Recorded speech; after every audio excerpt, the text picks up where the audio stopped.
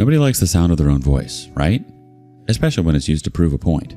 Like catching a cheater red-handed. Today on Our Space, pure, unedited adultery. I proved my wife's affair through a voice recorder. I made sure to show her everything that she missed out on. I feel like I might be paranoid, and I hate it. I feel like I know for a fact that my wife is cheating on me, but I just don't have anything to prove it with.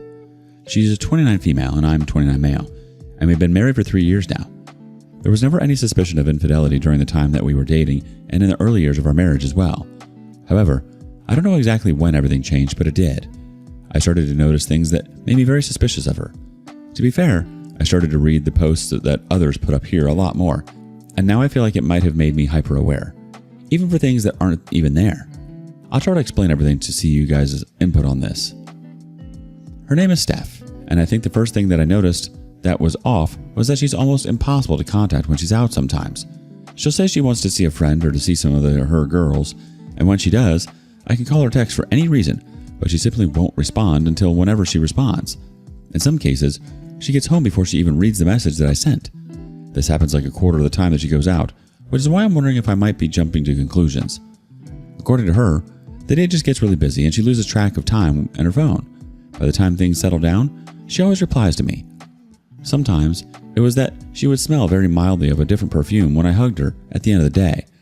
Obviously, I know what she typically smells like because she sprays it before she leaves the house every day, and I smell it when she returns. Sometimes it feels like I can get a hint of something that is very different from the usual.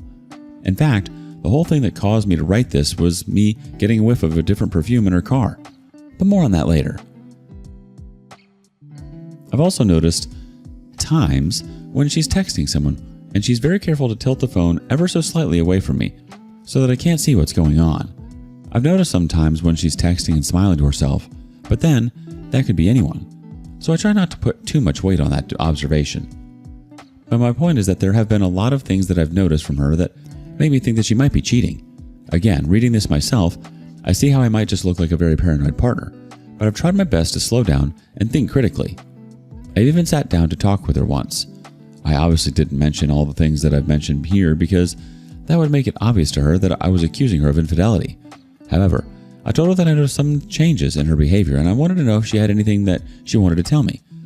I told her that I was concerned about our marriage and I just wanted to make sure that I hadn't done anything that would upset her or think less of me. I didn't expect much from the conversation and I only got her to assure me that there was no issue between the two of us. The things that I had noticed never changed though. I mentioned that I had smelled perfume in her car.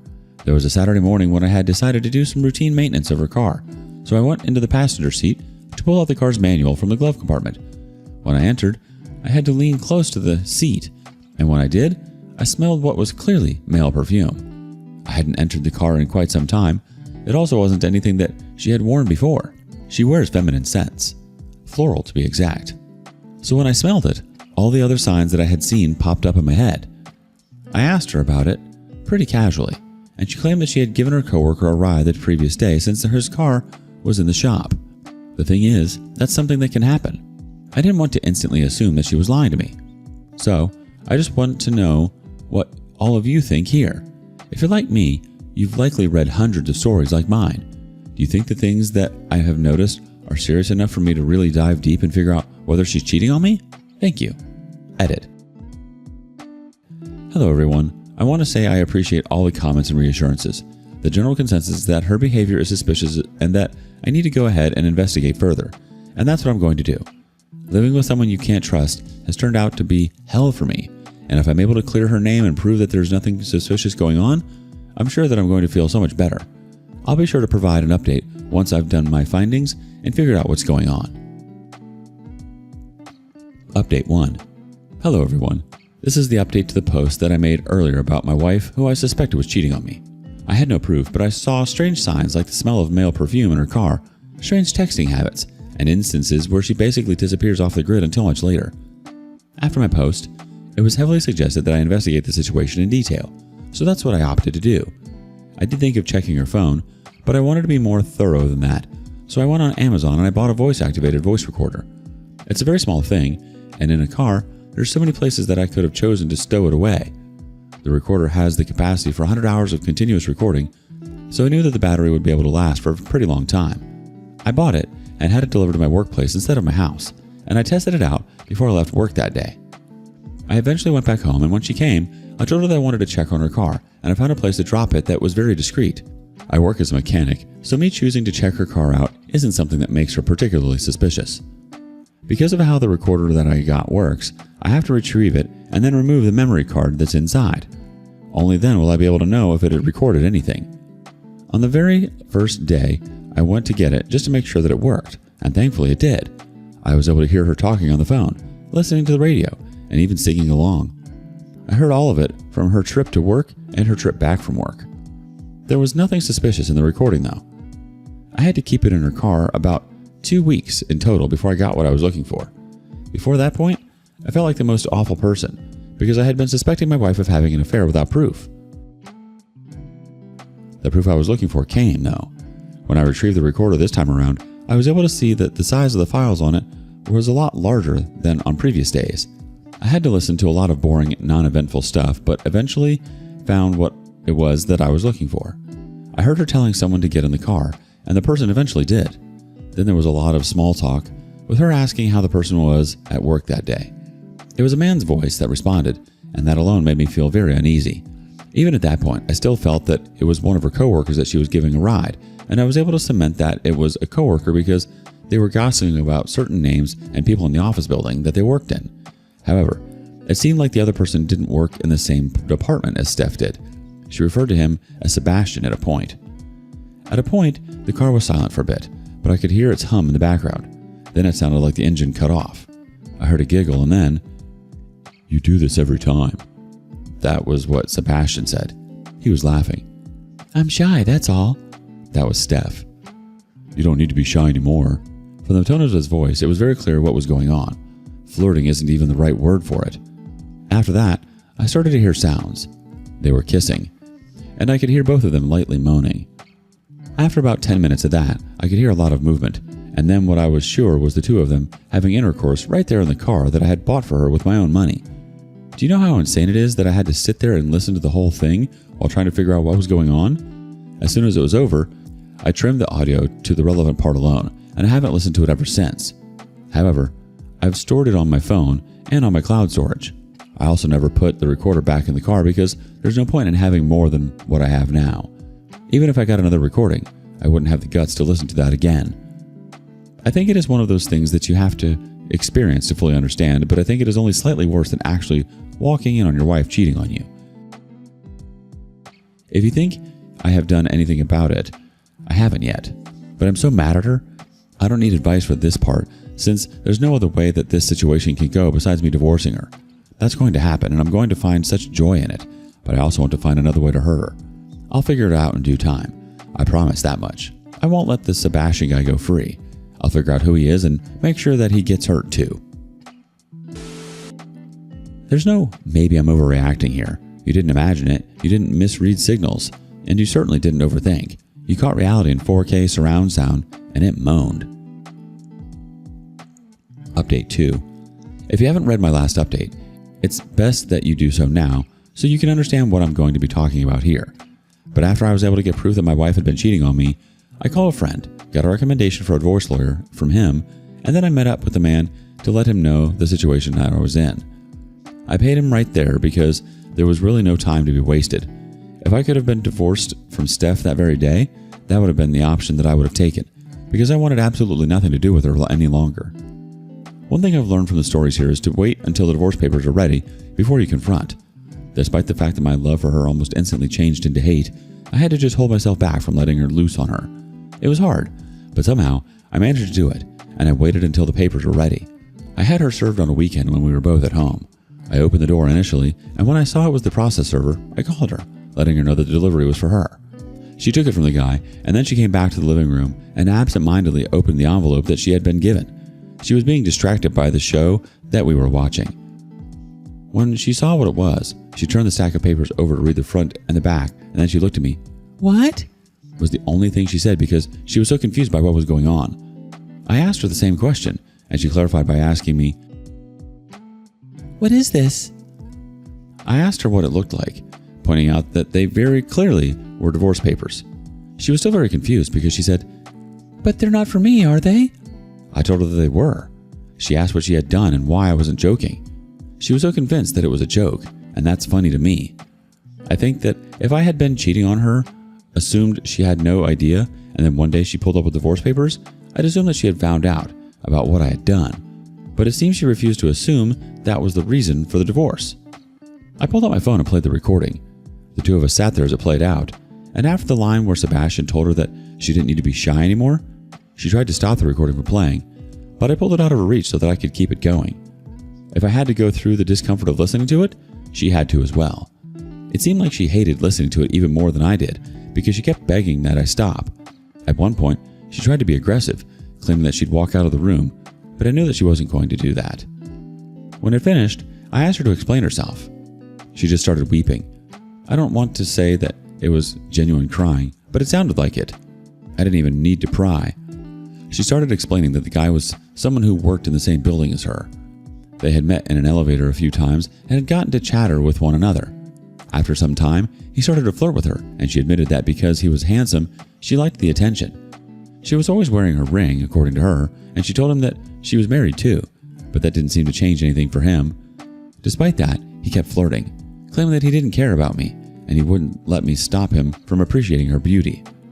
She said that one day she had met him on the way out from work, and he asked her which direction she was going in. She told him, and he said that his house was on that way, so he asked her for a ride, which she gave him. She said that one day, out of the blue, he gave her directions, and those directions eventually took her to a little abandoned parking lot behind a warehouse building. She said that she even thought it was some kind of drug deal initially, but he reached over and kissed her. She said she tried to pull away, but before she knew it, she was kissing him back, and they eventually had sex. That ended up becoming a routine for them anytime he managed to catch her going home. She said she knew it was wrong, but it was convenient and it was exciting, and she couldn't help it. I asked her if those were the only times she had slept with him. I asked her about the nights when she'd be unreachable, but she insisted that she told the truth about those. I let her know that there wasn't any other option but for a divorce. She started crying again. I couldn't handle it. It was annoying me. I snapped at her to shut up, and I think that hurt her even more because I'm normally a very calm and passive person. I told her that she had broken my heart and I needed her out of the house within the hour before I ended up doing something crazy. She listened, and she was gone soon after. I'd be lying if I said I wasn't absolutely heartbroken. I absolutely loved this woman. I wish that she had loved me the same way. I think she regrets hurting me, but I know that she doesn't regret her affair. If she did, she wouldn't have kept it going for so long. She enjoyed every second of that. Update 3. I'm officially divorced from Steph, my ex-wife, and it is something that I am quite happy to announce. After she signed the paper, she reached out to me numerous times, telling me how sorry she was, and only one of those times did she seem to want to know if there was any chance of us getting back together. She was concerned about my well-being. She wanted to make sure I wasn't going to hurt myself and that I wasn't drinking, but after calming her nerves, I'd hang up. Anyway, the divorce was easy. We had everything settled in the negotiation phase because, according to her, she felt too guilty to start fighting over things in court. She let me keep the apartment that we were living in. She didn't want alimony, and she only asked that I pay so that she'd be able to rent an apartment for 3 months. I gave her that, and the car, only because it saved me the headache of having to sit in front of a judge. It was a very fair trade. She had been very agreeable, so I felt a little bad about letting her employer know that she had someone in the office that had been fraternizing. Her company has always been strict about that, and while I sent the recording I had as evidence, it still took a long time for the company to conclude its investigation.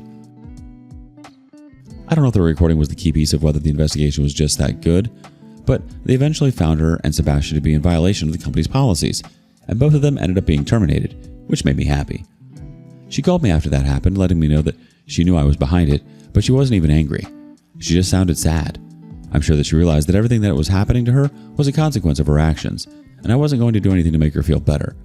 She cried over the phone, and once that started, I ended the call on her. I'm done with that woman, and I do not need her trying to come back into my life for any reason. Update 4. This will be my final update because I'm finally ready to move on from my ex-wife entirely. I've done everything that I have left in the tank, and I wish her the best from this point on. But I wish her the best from very far away from me. The last thing I wanted to do was show her how she had ruined her life and the things that she had. She'd always wanted to go to Banff in Canada, so I chose to do that, and when I did, I took hundreds of pictures, and I didn't hesitate to post. When she asked me if I was in Banff and I told her yes, she didn't respond for a full day. I know it destroyed her to know that I was in one of her dream locations. A week after that, I went to the concert of a band that we both liked, and I just knew that hurt her too. Finally, I started talking to someone new. To be honest, it is still very casual. In fact, I'd say that she's just a friend right now. However, Steph didn't know that, and I know seeing me post a picture on my Instagram story with this woman really triggered her, because the next day she called me. She sounded like she had been crying. She said that she saw that I was living my best life and that she was happy for me. She told me that she wanted me to know that she was so sorry for how she hurt me. She said that I was a good person and she came in and hurt me really bad. She said that she was dealing with a lot of self-hate recently. Am I a bad person if I say that made me happy? She said she felt like apologizing to me would help, but she wasn't sure if it would. However, she just wanted to do the right thing and let me know that she was sorry. I let her know that I had listened to everything she had said, and I hung up and blocked her after that. There's nothing else I need from Steph at this point. I've given her a few things to hurt her, and now she's the one who is beating herself up. Like I said, I wish her the best in her struggle. But as for me, I'll move on to the next phase of my life as a better person. What? These aren't for me? No, Steph, joke's on you. They are. She cried, she apologized, she begged. And all you had to do was nod, hang up, and block her. Perfect, cold, merciless. She smelled like a stranger, hid her texts, ghosted you, and then acted confused when reality smacked her in the face. You weren't paranoid, you were patient, and patience gives you receipts. Also, posting bomb pics and living your life? Pure, delicious salt. Not petty, perfectly deserved self-preservation. Let her stew in the consequences of her choices while you collect sunsets and concert tickets. If you discovered beyond a shadow of a doubt that your partner had been cheating for months, would you confront them immediately, gather evidence first, or quietly plan your exit? Share your thoughts with us in the comments below. And thank you for joining us today on Our Space. Be sure to like and subscribe and hit that notification bell so you don't miss out on our next video. Until next time.